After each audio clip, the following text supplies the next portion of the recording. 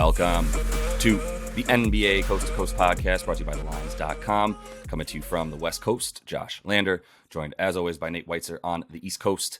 And it is Wednesday with a 9-game slate here for you guys. We are going to be talking about the Boston Celtics and 76ers in this one. We've also got another video up, including the Kyrie Irving Dallas Mavericks taking on the Clippers. Also have our player props up for you, so make sure to like and subscribe to that page. Also want you to head to thelines.com. You can check out everything we're talking about there and more, and use that odds finder tool that we have up there. Make sure you're getting the best juice available. Choose the best odds available from those U.S. sports books all NBA season. Nate, let's go ahead and get into this 9-game slate and then talk season 76ers. Yeah, we open with a couple of pretty non-competitive ones. Pistons are plus 13 at Cleveland, Charlotte plus 5 at Washington, Pacers plus 7 at Miami, and the Spurs are plus 10 at the Raptors. But then we get into some spicy games. Sixers plus 4.5 at Boston, totals 224 there. Kings in a rematch with the Rockets are minus 8 at Houston. The Wolves plus 5 at Utah. Rudy Gobert making another return to Utah. Interesting one there.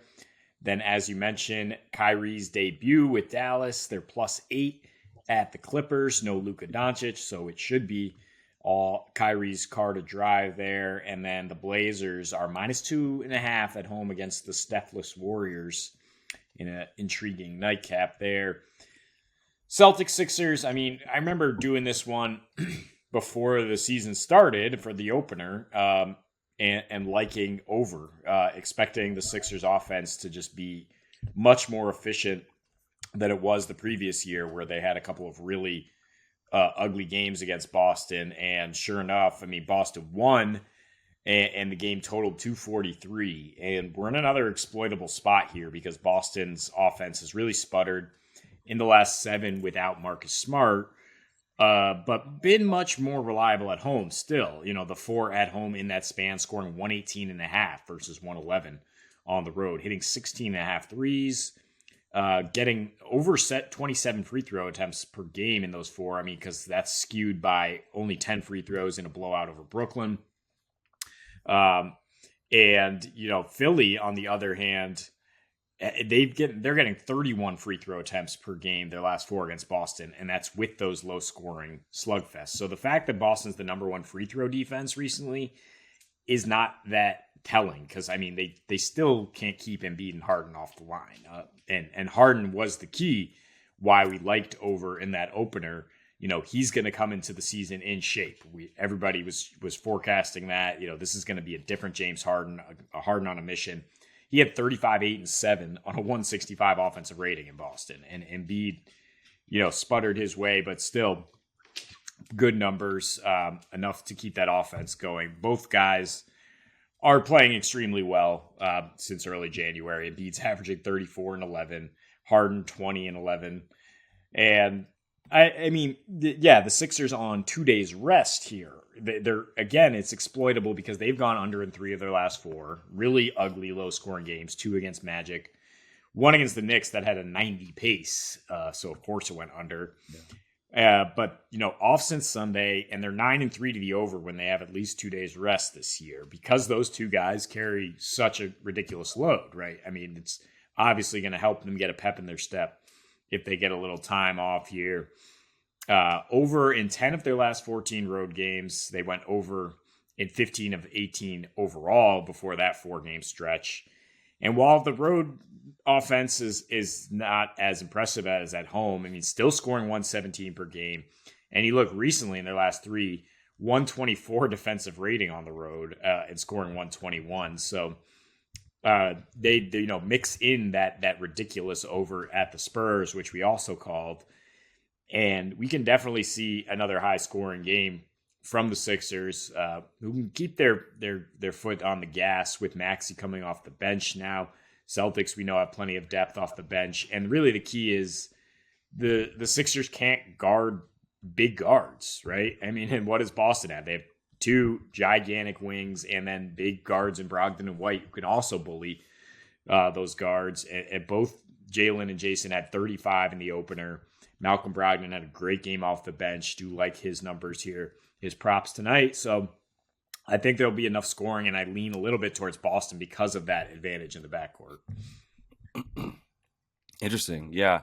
I mean, gotta kind of think about clutch numbers at that point too, right? Like who's been a little bit better down the stretch. I would say it's probably been about equal for both of them, handling pretty good in both in clutch situations, fourth quarter situations. But I think to your point about the over, the matchup lends itself to that, and what these teams have been doing in these respective locations, right? The Celtics at home and the 76ers on the road, and at home over the last like 10 games or so. The Celtics dropping dropping 121 a game. You've seen these overs in the games that they haven't gone over yet. It's definitely pace.